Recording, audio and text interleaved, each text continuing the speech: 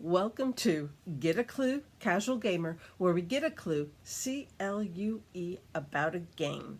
And today we're going to be looking at a game, excuse me, called For the King and Me. For the King and Me, first of all, I'll tell you, is a re-implementation of the game Biblios.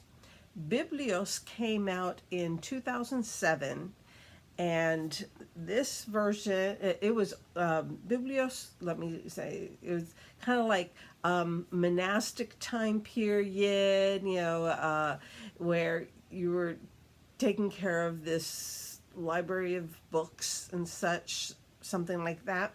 I personally have never played Biblios. I do have the roll and write, Biblios Quill and Parchment, which I really enjoy and all, but because Biblios came out in 2007, it's really hard to get.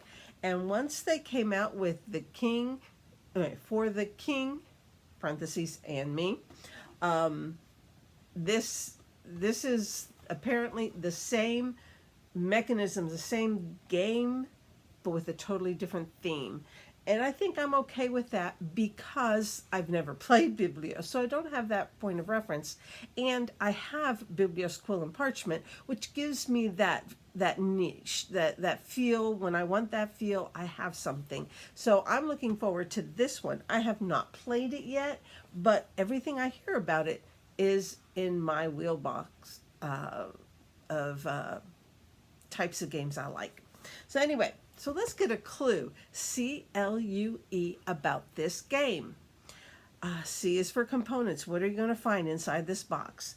Well, let's pull up the box here. Okay. First of all, I love the size. It's a small box, and of course, there was one thing I hadn't looked, but okay. It's a small box. I mean, this is the cover, and this is it. This is the whole box. It's a very compact game. And when you open it, you will find the rule book and also another sheet that shows apparently how many of each card you should pull aside for a game that includes 2, 3, 4, or 5 players. So this gives you a setup number of the cards for the game dependent on how many people are playing it. I'm going to lay this down here. And beside the rules, then I have not punched them out yet. I figured it was easier for you to see it before I punched them out. So you're going to have 6 sets of these cardstock, or these chipboard, not cardstock, chipboard. Yeah, they're good and strong. And it looks like there's 6 different colors, which leads me to believe that this must play up to 6 players. Let me check for you. No, 2 to 5. Ooh, oh, that's right. 2, 3, 4, 5. Hello. So what is it? Interesting.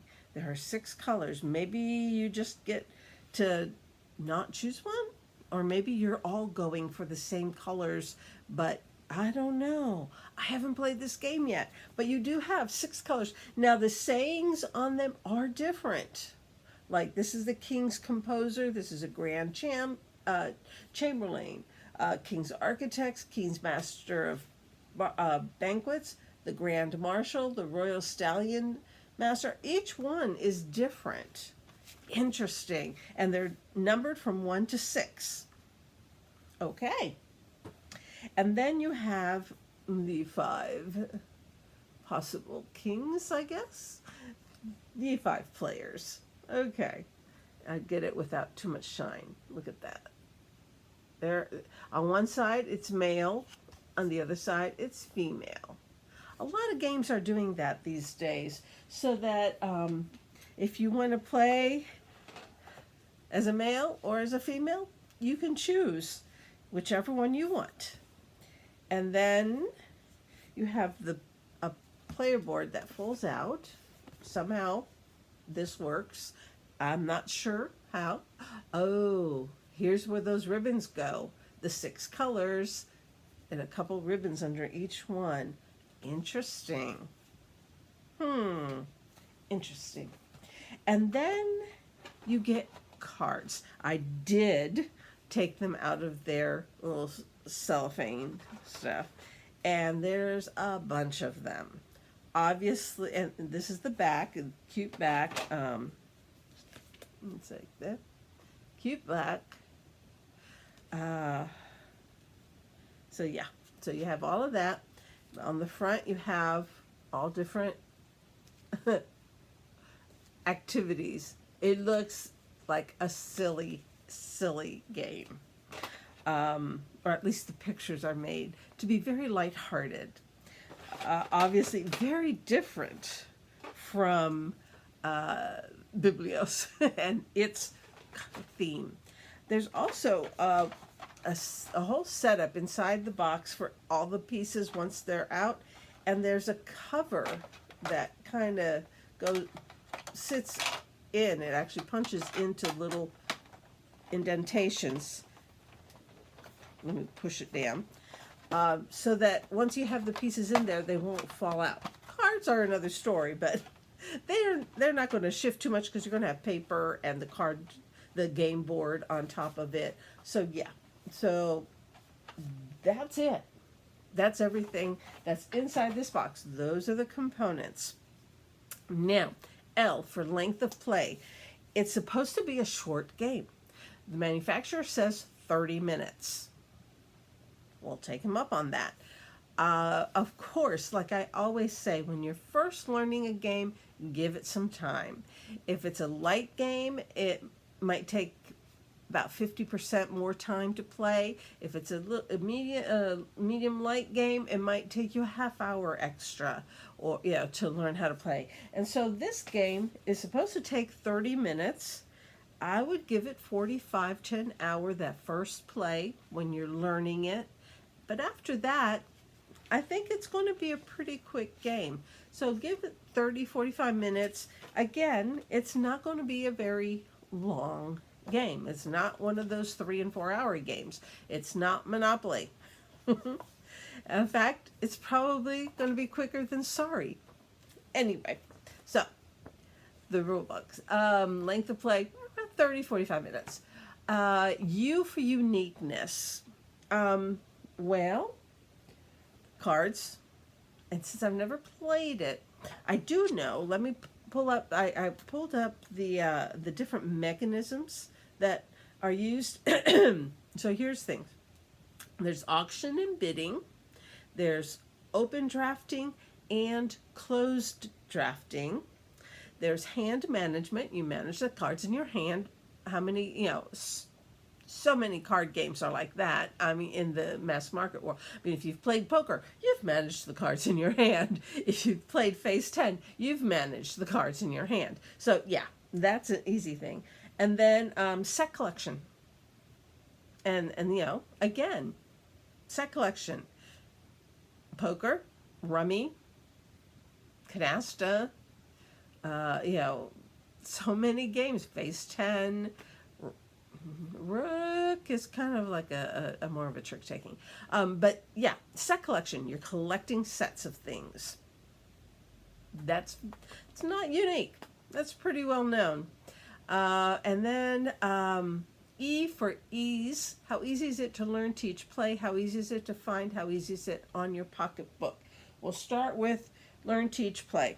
Okay, I just had the book in my hand. Here you go. This is just showing you the elements of the game, the components, okay? And the setup there, how it will look. And then you have the gameplay. And here, pictures, box, big pictures, not a lot of print. Then you have a little bit more here for the second step. The first phase is called the share influence phase. And the second phase is called gain esteem phase.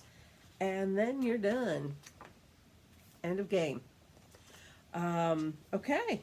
So I guess each phase will take about 15-20 minutes.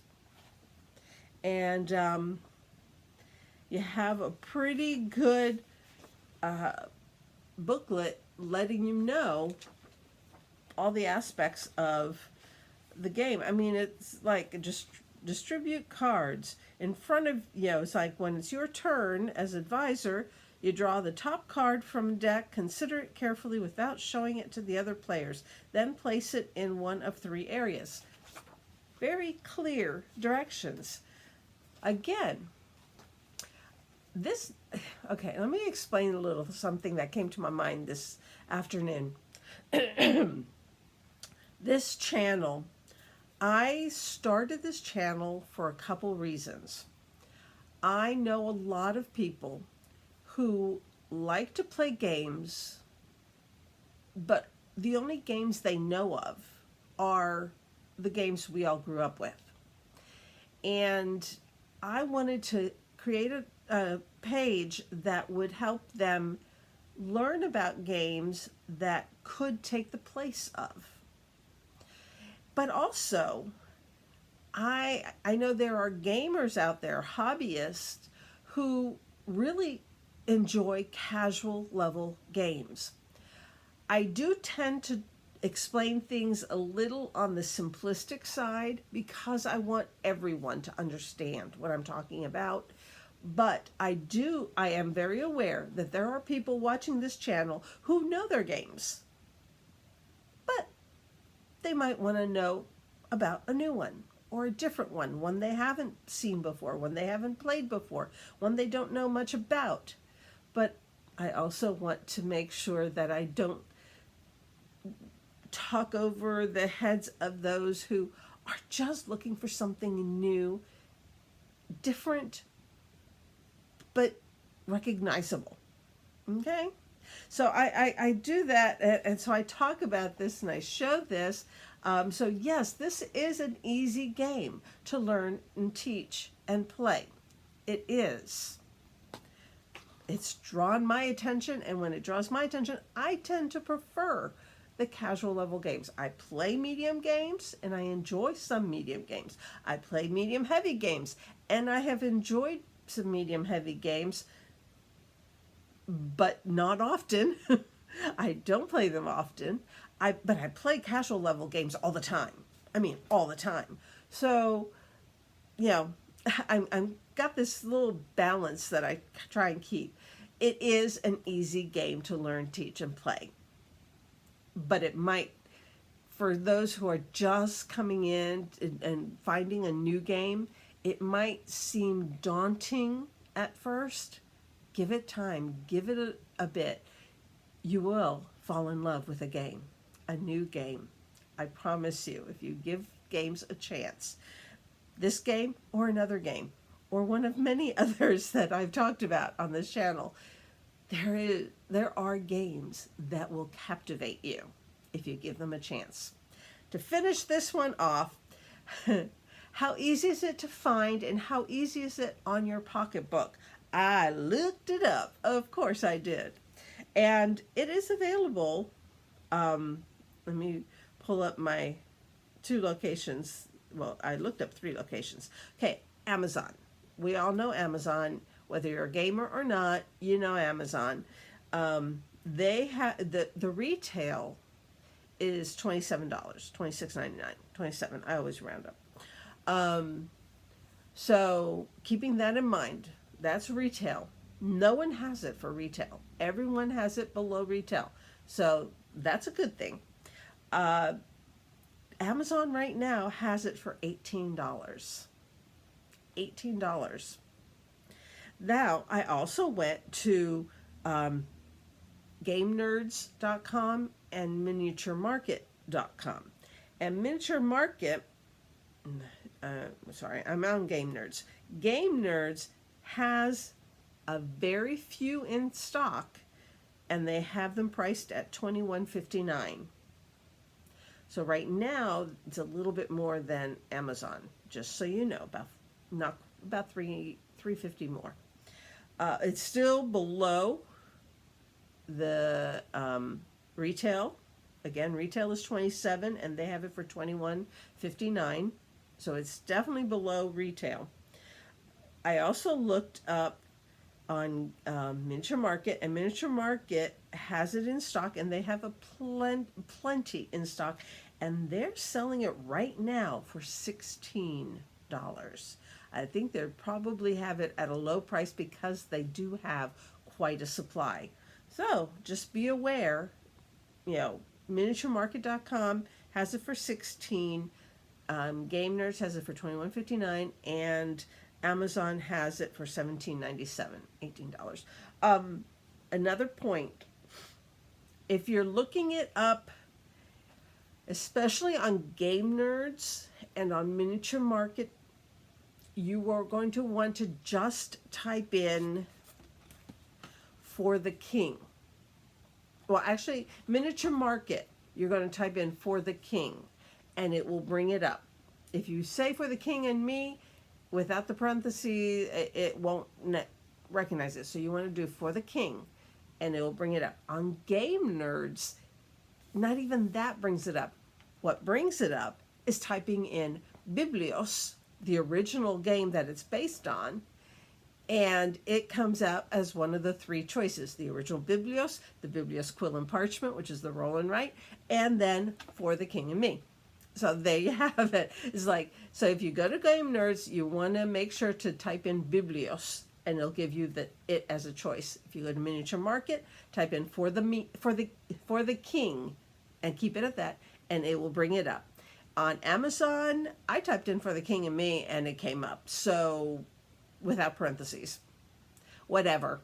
But I think I did put in board game or something, because Amazon has so many different things on it. And that's it. We got a clue. C for components, L for length, U for uniqueness, and E for ease. Until next time, God bless you and your family, and happy gaming. Bye.